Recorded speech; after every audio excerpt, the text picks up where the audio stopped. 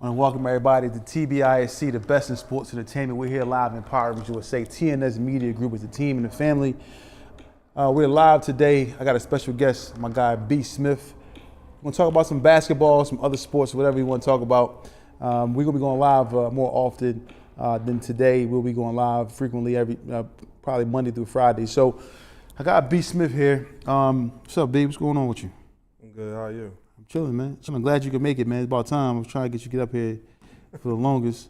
You finally was able to make it, so we're shooting today. So I want to jump right into this, the conversation. We all know what's going on in the NBA. FBI probe, whereas though they have, arrested Chauncey Billups, Terry Rozier. LeBron James has been mentioned due to his affiliation with Damon Jones, who put the news out, or word out that LeBron is so forth and so on. He's injured and all these different things. When you see stuff like this happen, what's your thoughts? What do you think, is the main reason why something like this is happening?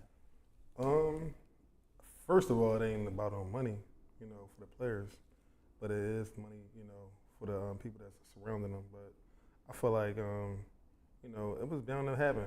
They just got gambling everywhere now. You got gambling on your phone. Everywhere you look is gambling. So, I just feel like the more sports betting apps that come out, the more you're going to hear these type of stories.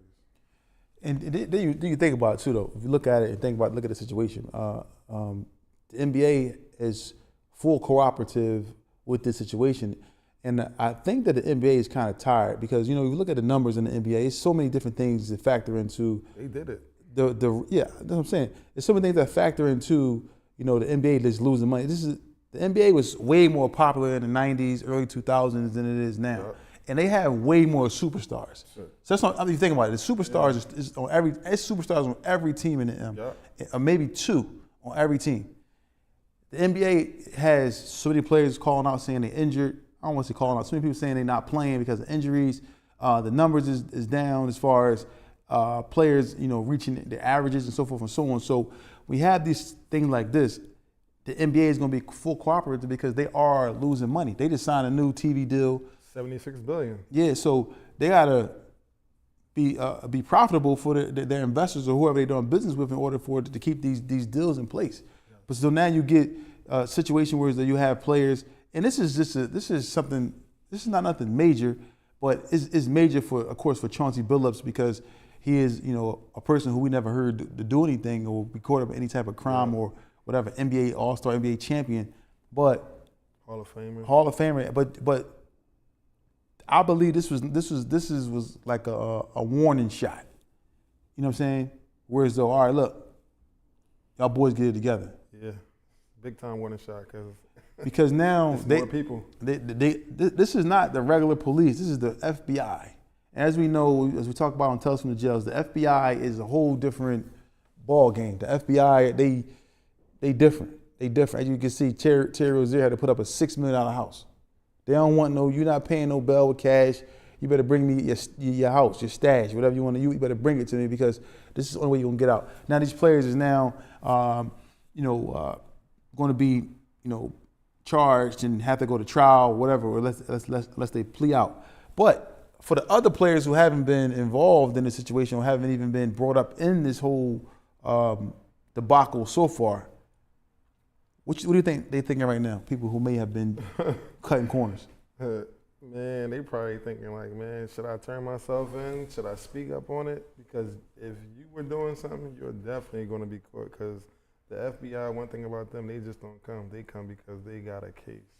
Exactly. So you got these other players who may have been, so they're saying, I don't know if it's true. I don't know if the allegations are true. But it's like me and you, we friends. You're in the NBA. I'm your guy. I'm your right hand man. Over under, 12 points, whatever the numbers is. And I tell you, and you tell me, yo, look, I'm hurt tonight. I hurt tonight, or I'm gonna have this. This is what I'm gonna do. I'm gonna be below my average or whatever. This is what I'm gonna do. So bet on this tonight and put $1 million on it. How are you gonna do? And me as your friend, like, damn, that's my man. I know what he's going to do. Or you as my friend giving me inside information on a LeBron James and all these different things, all this information, and I'm taking that to my advantage and using my money to invest into making more money, Yep. which ultimately raised the red flag in the NBA.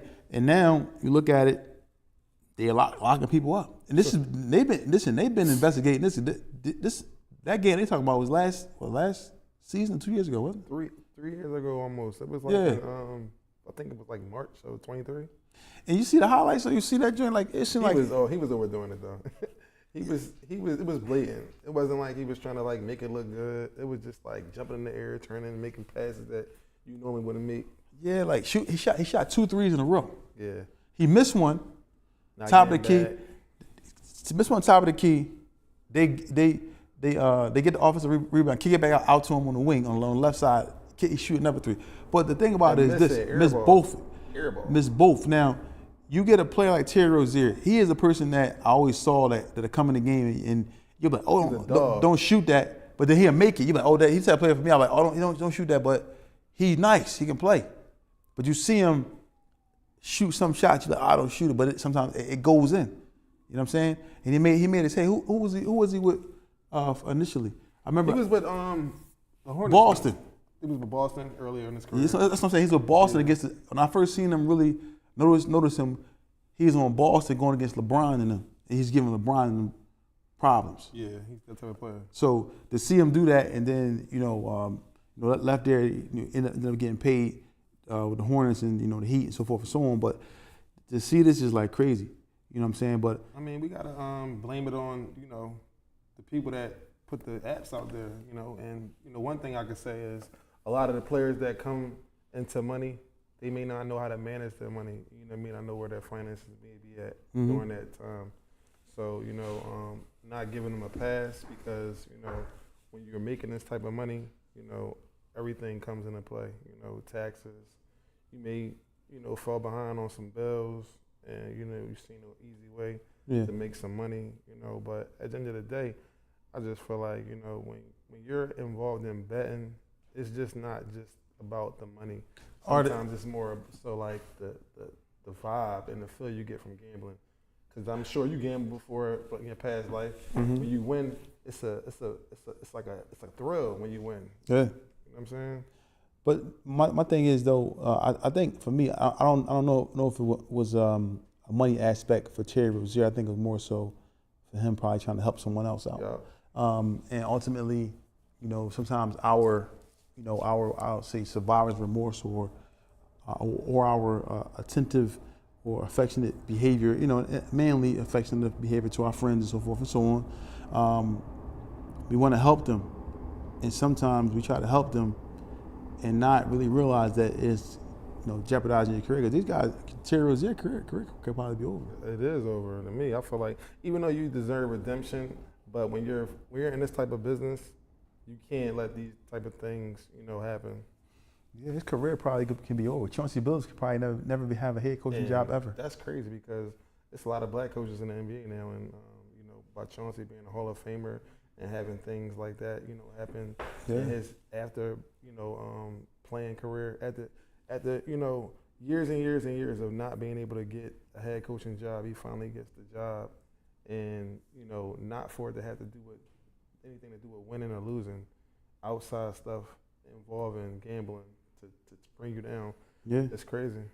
So if you look at Chauncey Billups is someone, like I said, champion, Hall of Famer, All-Star, all these different things, you name it. His career, like I said, as a head coach, can be done. He may never, ever coach another NBA basketball team. He coach in China. Yeah, but that's what NBA. The reason why I say that is because the feds don't come without substantial amount of evidence. So now these owners, these GMs, these people are looking at your track record like, hold up, Chauncey, you did get caught for gambling. No matter what level it was on, you got caught gambling. So now it's a black eye to these franchises as far as trying to bring somebody of his caliber in. No doubt, he's a great head coach. You know what I'm saying? I look forward to him kind of turning that team around this year. They did get some notable pieces or whatever, but I just thought that he was going to be able to turn that franchise around in maybe a few years or so. Me too. So now you look at this LeBron James being involved in this, right? And they're saying LeBron information was leaked about his injury. Do you think LeBron had any knowledge of any type of gambling, any type of aspect of betting illegally was going on? No, LeBron James is not the type of person that would risk, something big for pennies. You know what I mean? So I think it's just unfortunate that, information was leaked. But at the end of the day, like, I don't think LeBron would, jeopardize his career just for some gambling. Yeah, I don't think so either. So I think LeBron's probably gonna be. I would be very surprised. LeBron's been pretty much keeping his nose clean, so for the most part, from what I understand. So we'll see what happens in regards. I think they may try to, pull a rug from under him, after his career is done, like you said. Yeah, possibly. Yeah, possibly. I won't see him doing it now because the NBA needs him right now because they do have other superstars, all-stars. But let's keep it real. LeBron is, the face of the NBA. There's nobody that's more sought after, no more of an attraction than LeBron, possibly Wemby. But I can think of on top of it. You do have some Luka Doncic and people like that. But LeBron is LeBron. He's a global brand. Yeah, he's LeBron. LeBron is LeBron. So you do have some good players, that people want to see. Ja Morant, but LeBron is LeBron. Everybody want to go see LeBron. When LeBron comes to Philly and traveling, yes, it's crazy. The games are sold out. People are down there. The restaurants is packed down at the Sixers arena. So for me, I think LeBron James is ultimately someone that they're gonna try to protect him to a point. And I also think that he's really genuine in his work ethic and what he does, and before he comes out to play. So let's move on now. Let's go move on to some current NBA players. Wemby, your thoughts on Wemby, man? Wemby is the best player in the NBA right now. Yeah. There's no doubt about it. The things he can do, the things that he actually can do by accident, which is, put his hands up. Mm-hmm. He can alter shots. That alone is just, something that a lot of players can't do. He's 7'6", standing on the shoes, 8 foot with his hands up. You look at somebody like Wemby, you look at the player ability. Our knock on him when he came out was that he was going to be too skinny, didn't know where to put him at, and whatever position to put him in. And now, I'm saying as far as him being a center, a power forward, whatever case it may be, but he's a true center. He's somebody that you can count on to get at least 20 points, at least 10 rebounds, and at least 4 steals a game at least, and 3 or 4 blocks. I mean, right now I feel like, it's in the beginning of the season, so players play way different than they would midway through the season. Mm-hmm. If he can sustain the whole season of playing how he did the first game going on, there's no doubt about that. I feel like that he can be, going down in history as one of the greatest players of all time just because of his height and his, his ability to be able to run, jump. We've never seen a player that can do these type of things at that height. Yeah. Very agile. Yeah, for me, I think that he has an opportunity, depending on how he plays, going forward throughout the season, he has an opportunity to be in the MVP voting because he's going to have a lot of opportunity in San Antonio. He's going to get a lot of shots. Yeah. He's going to get a lot of open shots too now. Once they get Fox back, Fox will be back, so that will create a lot of open space for him to go one-on-one because he is a fast player. He's fast for that 7-foot frame. He's very, very fast. He has the one thing that we just talked about earlier. He does the fundamentals, the pump fake, jab step. Footwork is ridiculous. Footwork, the fake pass, like this is just simple stuff. Like he's not putting the ball on the floor. Like I was watching somebody saying he doesn't put the ball on the floor until he does something twice. Like he'll do either he'll either do a pump fake or jab step. Yep. Something he does. He never just see him just catch the ball and put it down. But that comes from being fundamentally sound. A lot of these players that, are U.S. raised, some of them are not fundamentally sound. They're based off of athleticism. Yeah. He's a totally different animal. He's based off of I forget who had that video. Set.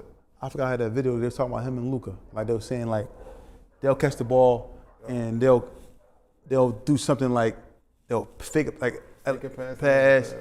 It's my own. They're gonna do it. They're gonna do a pump. They never just catch it in. That right there is a kill. When you put the ball on the floor, touching the ball. As soon as you get a touch the ball, you put the ball on the floor. You take away your threats. Once you hold the ball for catch, you can see what's going on. You can, kind of establish and read. But once you put that ball on the floor, you kill yourself. Yeah, man. And I was just watching that. I'm like, they actually was talking about like, Europe. That shows his IQ. What's called like that too? SGA. We talk about him a little later, but He's different. He's like that. He's different. I think it was. I'm sorry. It's two good. It's two of the best players in the NBA right now. SGA and Wemby. Wemby just took away, my focus because of the first game. Yeah. It was just, but SGA just put up 55. Yeah, he's crazy. Put up 55. Easy too. It wasn't even 55. hard. It was easy. I think we were talking about it earlier too. That mid-range, anything inside the 3-point line. Yes. And curtains. The 3-point line too, but anything inside the 3-point line, curtains. You can forget it. And they scared of him too. It's not like he's in the game playing. It looked like he's playing by himself. Yeah, man. They was playing Indiana. Not even the Rockets. The first game they won against the Rockets, overtime game. You know what I'm saying? They had two games straight double overtime. Yeah, so you look at they getting burnt out already. Yeah, so you look. I'm looking at his shots and his point totals and the misses and makes. This ball in the perimeter, anywhere in there, in the foul line, anywhere. Come on, he's getting to his spots. Like he's getting the defender.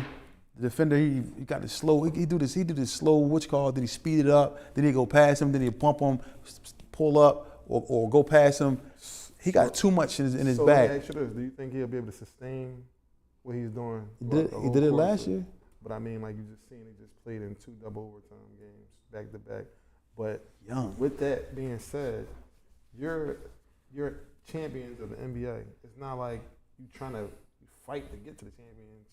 You are a champion. So now, you got people that are coming for you. So every game is like a championship. People want to, you being hunted. You went from being the hunter to being the hunted. And mind you, what's called been out? Williams been out. So yeah. So but what's I'm saying? You got them boys is young, and like I said, SGA and Williams they remind me of like a young. I'm not comparing them to be like Jordan and Pippen as far as their accomplishments. I'm just saying that combo, those two players, one of them plays defense. And he played. Williams, both of them play D, honestly. Yeah. But Williams plays defense. He makes timely shots. He's very active. And actually bringing the rock. He does it all. He's like a Swiss Army knife. Yeah. Then you got SGA, who's killing, who's really a 2, plays the 1. You know what I'm saying? He's cooking. So you got these two players who, and not to mention they got Chet Holmgren down there. That's crazy, him. And they haven't even reached their ceiling yet. Yes. So now you got these players. Stay healthy, man. You got these young. They young. That's what I'm saying. This season, they man. I kind of look and take it back to. And you got at least 5 more years of that. But I was just talking. They got 5. You got at least 5 more years of them. But take them it together. back to when OKC had the original Big 3 when they had Harden. They could have really went somewhere. I mean, I hope management remembers what happens to that team and doesn't break this group up because that'd be crazy. And I don't think they're gonna do it because they remember they got rid of all those players to rebuild. Yep. And they still have more draft picks. Crazy, right? And them dudes is locked in. They just signed all of them. They signed Chet Holmgren, Jay Williams. They signed Caruso. They signed SG. All them boys got paid, which means they're gonna be together for a long, long time. They just drafted a kid too that I worked out a few times from Georgetown. He went to Ryan.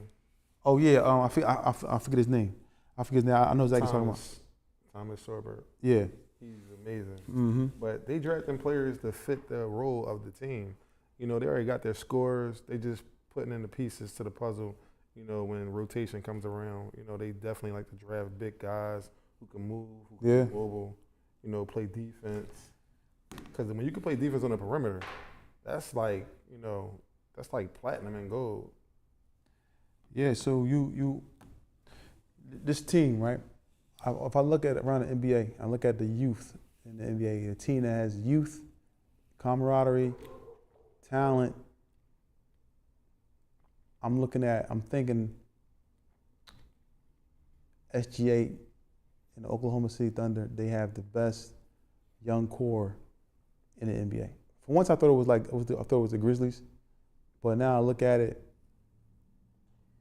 SGA, the Oklahoma City Thunder, they have the best. If you take off Durant from the Rockets, they have a nice core too. They had a real nice young, but they got rid of Jalen Green. They got rid of all them bulls. I mean, but if you think about it, Amen Thompson, then you got Segou. Segou, nice. He's different. He's probably the best center. I don't want to say the best center because you got Wemby, but I'm just saying he's like right there. He's an animal. He's right there. Right, I think he's like a amped up Joker. Yeah. He's like an amped up Joker. Joker is like slow. This guy's like exactly. He don't got no chill.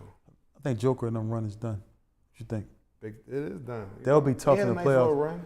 They'll be tough to beat in the playoffs, but I think they yeah, they're gonna be tough to beat in the playoffs because of experience. You know, they're on their decline. You know, they're not on the way up. They're going down for sure. And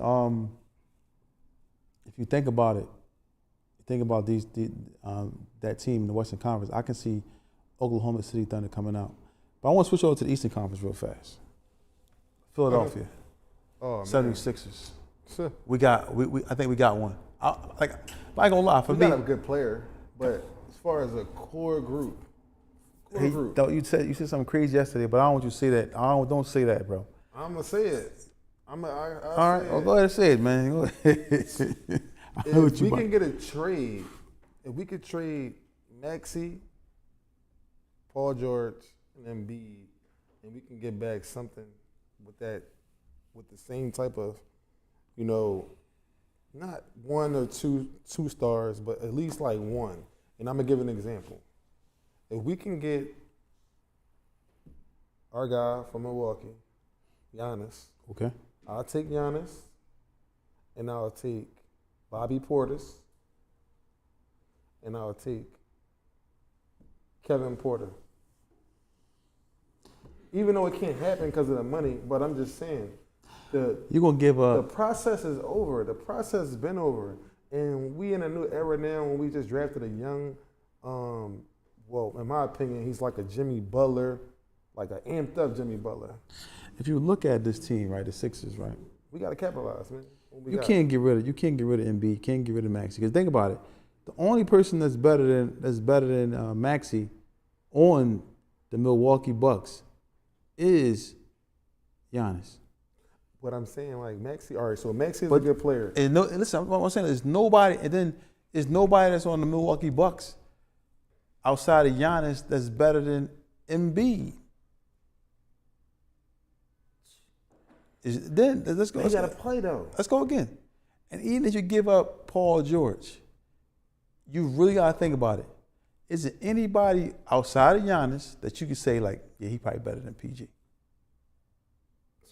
But these guys that we talking about, they don't. Besides Maxey, they don't play. You're not of value to a team if you're not on the floor.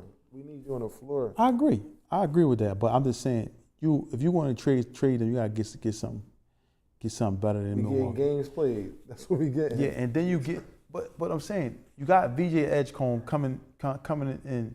They're gonna run him. They're gonna run him dry too. I'm telling you. No, but Paul George coming back. It's still early in the season. So all right. So the first game of the season, what did VJ show us? Showed us that he can shoot. For one, showed me that from my opinion, showed me he got heart. Showed me that he can shoot, and that he's not afraid of the big moments. He showed that he's like he's a hooper. All right. So you this got is what those he showed things. me. You showed all them things, right? Mm-hmm. Now, what would be bringing back Paul George due to those things that were shown? If you put VJ on the bench, if you put him on the bench, that's the only way I see them stopping it, slowing him down.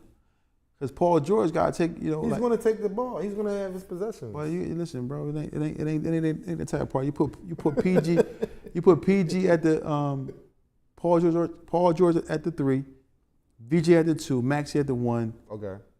You could probably start Oubre or somebody at the 4 next to Embiid, and you rock with that because you can roll. You got crazy defenders. You got people that want to play. So I don't see nobody really in the East. I think about it, what team that scares you. Boston don't got Tatum. What team in the East scares you against the Sixers? Barely beat them. But I'm just saying, the Boston is a well-coached team. They have a Right. well-coached Right. players. So now So- I'm saying, what team in the East that you really say, oh man, Sixers could be the top 1-2 What team. in the East, do I think? Name 5 teams in the East that you think they can beat the Sixers. I know you said- Orlando is not a pushover. Mm-hmm. Now, anybody is beatable in the NBA. I feel like in the beginning stages, anybody's beatable. Once we get past 20 games, then we'll see like who's who. Exactly, I agree. But when you talk about teams in the East, Orlando is one of those teams they have the talent, so you never know if it can click. Mm-hmm. Just like the Sixers right now, we don't know what they are. They played the first game off adrenaline. You know, a lot of teams play off adrenaline the first year, but like you said, a well-coached team like Boston, they're always going to be there. And as long as they fall in between one through 6 at the end of the year, they got a chance. Because in the playoffs, anybody can be beat. But as far as like me saying like who can scare us, everybody scares us. Yeah, scares. I don't want to say that. I mean, I respect your opinion, but I think the Sixers. I say the Knicks, Pacers, Bucks, but I don't believe in Doc Rivers. Orlando, that's the team you gotta watch out for. So you don't think Atlanta trash. My bad. Trae Young, that's my guy. I'm saying Atlanta doesn't have any pieces that make me say yeah.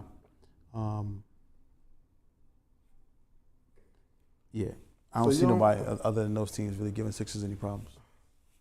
I mean, you know, Embiid's on a minutes restriction right now, right? Yes. So over time, we will see if he's really. He looks like he's in good shape though. Yeah. He look like it. He like can really sustain, you know, some type of games. But how long is he going to be on minutes restriction for? I mean, as long as you need to be. Him. You got young leagues out there. You don't got to play them all the time. You got young leagues. You got VJ going to run up and down the court. You got Maxey likes to run. Will his ego be satisfied? No, but you can drop VJ's average down to about 20, 21 a game, about 14 shots, something like that.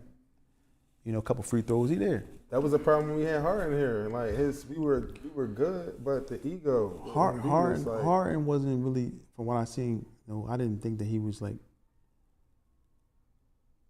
in the best shape. I just think that he wasn't in the best shape mentally or physically. So I think that hindered him. What you said the other day? He said he had a belly or what? Yeah. He got a little bit. Like I saw him playing against Utah. I'm like, I don't know if he had a medical condition or whatever, but he seemed like a little chubby around the waistline. It wasn't really like, you know. He moves out there though. He still moves. Yeah, he don't really move past the 3-point line no more. He used to go past you and go lay it up. He don't do it no more. He stop at the 3-point line, step back and shoot it. Oh man, anything else you want to talk about? Yeah. What else? The kid that we passed up on, Ace Belly. Utah. Yes. Tough.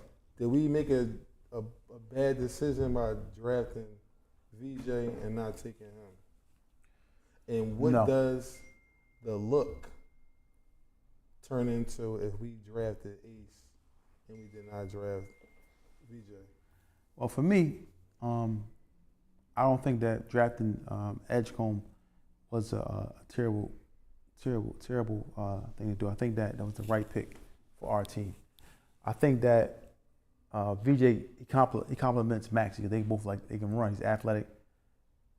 Bailey's more of a perimeter shooter. You know, get open, slow down.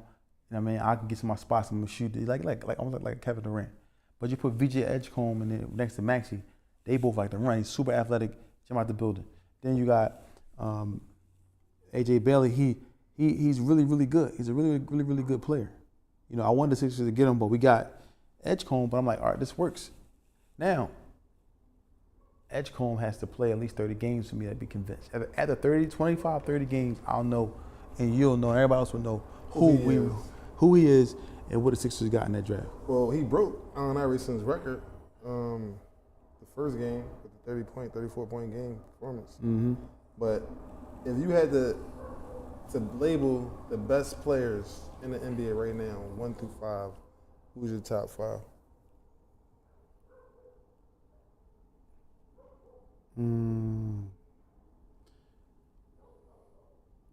Top 5 players overall in the league? Overall in the league right now, not of all time. Overall in the league right now that's playing.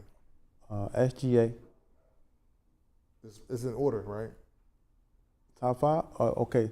In order. In the fifth spot, I'm going to go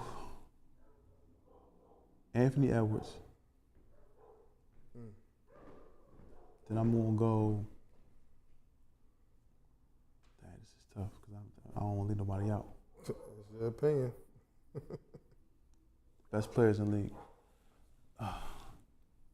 Anthony Edwards at number 5.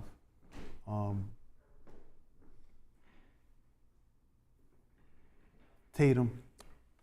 Okay. Number 4, Tatum won a ring. 3.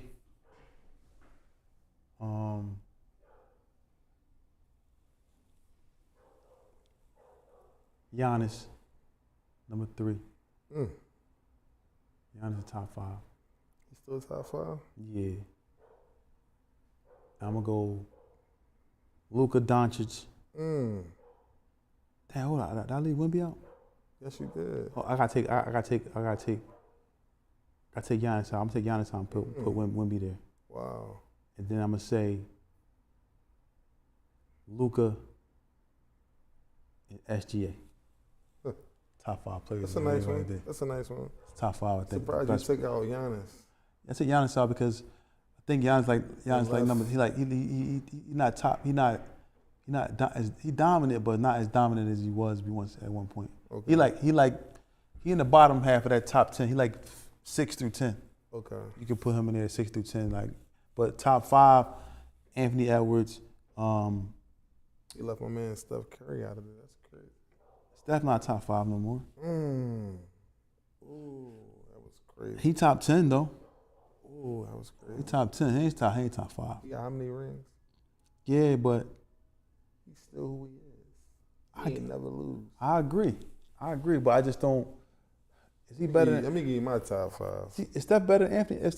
Tell me, is he better than Anthony Edwards right now in his career? Steph Curry. One thing about Steph Curry, he'll never have to look old because he can do this one thing. Shoot the daggone ball. He can shoot the ball. And he can dribble too. Yes. He gets anywhere on the floor with a hand. So his skill set is still. So he's top 5 still? He's not like a Russ. All right, if you had to take away his athleticism, and he don't have athleticism. He's playing off of skill. If you had to pick, you taking Curry over Anthony Edwards right now? Yes. We gotta still give the respect to, like, for example, LeBron. He's not top 5 right now. LeBron. He's not top 5. He right there though. He's in top 10, but he's not top 5. Because my thing is this: we're talking about, can he still do the things that he used to could do? Mm-hmm. Curry can still do the things that he used to could do. What happened last night? That's like, come on. Yeah, hit them three. Hit the tie it up. He hit that 35 plus out there. He's a dinosaur. Well, I'm saying that they got knocked off last year. Who beat them last year in the playoffs? I believe it was. Was it OKC? No, it was Anthony Edwards in the crew. Oh yeah, I forgot. That was. But the reason why I think they got beat, and this is me seeing the writings on the wall. Jimmy Butler was not ready at that time. He wasn't ready. So if you give him, a full season of being, healthy like this year, I got the Warriors winning the championship this year. This year? Over SGA, no? This year. Because of the talent, because of the championship pedigree. The mental aspect, yeah. Jimmy still being hungry, and Jimmy still having fuel, and actually them having Horford. They added Horford. So these things we got to look at, like a basketball team. Veteran leadership, experience. We're looking at, the ability that Horford can shoot. We're relying on, Draymond being Draymond. And we got Gary Payton, it's the second, that he does all the hustle things. Then we got the point guard too. The little curly hair guy, Poindexter. Mm-hmm. He's better than what people think. You know, I mean, and you got Curry. He's doing what Curry does. So when you talk about my top 5 in the NBA, Curry is number 1. SGA is number 2. Wemby's number 3. Then we got at number 4, I would say Joker, because we can't leave the MVP out like that. And at number 5, Anthony Edwards. He better than Luka? My personal thing, I gotta see more of Luka being Luka this year than last year. He looked good in that game, first game of the season against the Golden State. He looked amazing, but I'm going off of what he has done lately from last year. I mean, he looked skinnier. He looks like he's in better shape. But as far as him being, you know, that guy where he turns it on and leaves it on, I don't know if he's that guy. He was more hungry in his beginning phases of the NBA. Well, I think that, you know, that's a good top 5. I just think that the league has so many players. You're gonna always feel like you're leaving somebody out. Now, Steph Curry is somebody who, you know, would be in my top 10. Who you got in your top 5 of all time? All time? All time. No specific order? No order. Just top 5. Jordan, LeBron, Steph Curry,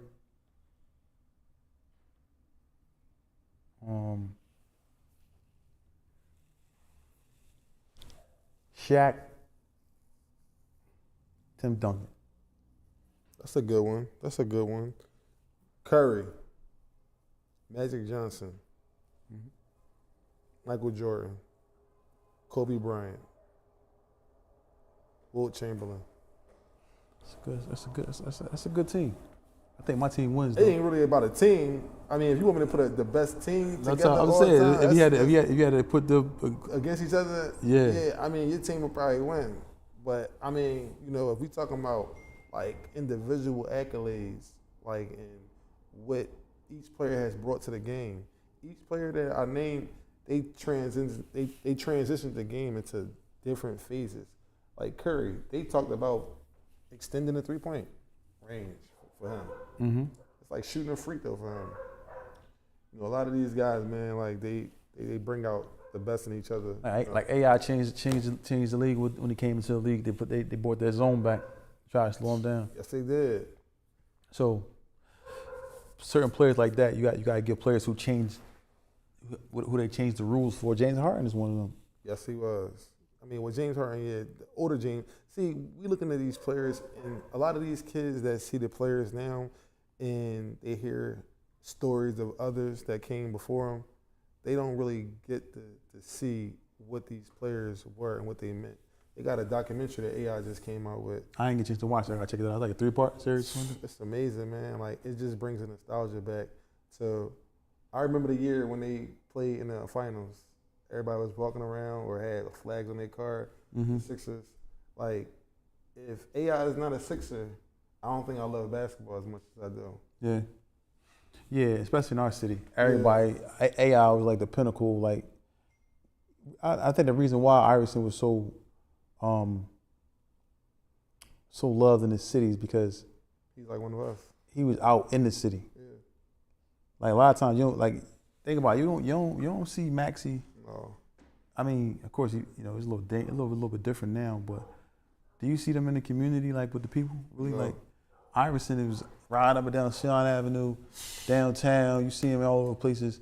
You might have ran into him in Dr. Denham or City Blue, one of these spots, getting a leather, and you might run into AI anywhere. Fridays. Yeah, Fridays or seeing like you run into him every day. I was real cool with Todd Gracie. It was one of Iverson's homies, and they had a spot up on Ceylon Avenue. We would go up there and chill with Gracie, and AI would come through there, periodically, and it was real cool, man. And then my guy Aaron McKee nephew, Be good dude. Good dude, yeah, my guy Shiz. So Shiz just have us down to games, you know, because we Jumbo, so Shiz just go right back to the game. So I have to go down there, you know. I met AI. I don't know. I might have met AI in my life. I probably met him or been around him at least probably 20, 25 times. I remember the first time I ever met AI. It was his summer of getting drafted. I was like 11. I was 10 years old. Never forget this because I was on the corner of my block. I lived on 29th and Master, right? And we had this bar on the block. It was called the Jewel Box. And he was with Vernon Maxwell. Vernon Maxwell was a dude who was around the city too. And you see a Bentley pull up. And I'm a kid, I don't know what type of car that is, but you see the people like congregating, looking. Man, I ain't never see somebody glow like this dude. He was like, he had like a ring around him. I was like, yo, that's crazy. I was like, I mean, it was inspiration. It was inspirational because he was touchable, but it was more so like he was one of us because he wasn't that big.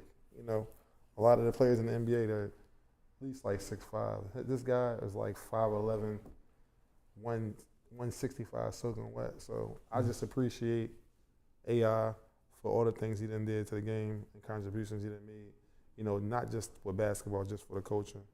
Yeah, for sure. And like I remember being a young guy. There used to be a basketball camp called the Doug Overton basketball camp. Yeah. They used to have it up Simon's playground in West Oak Lane.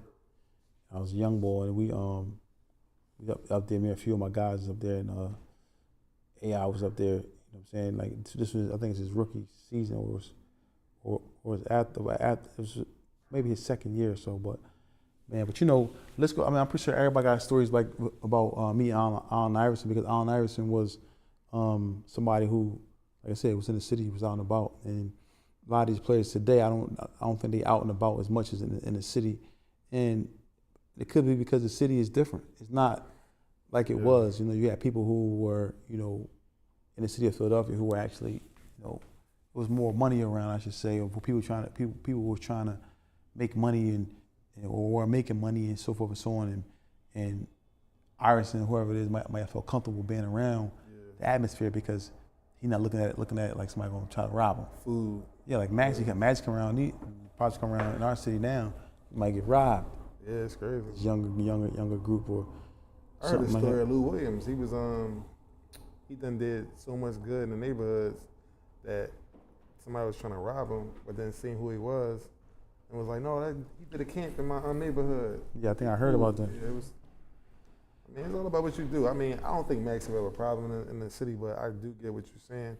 It's just, we at a point now where kids don't even play basketball outside. You don't need basketball courts, you know, so it's like city has to get back to having an identity, you know what I mean? So when you got an identity, which is, you know, what you do and not what others do, you kind of like stay out the way.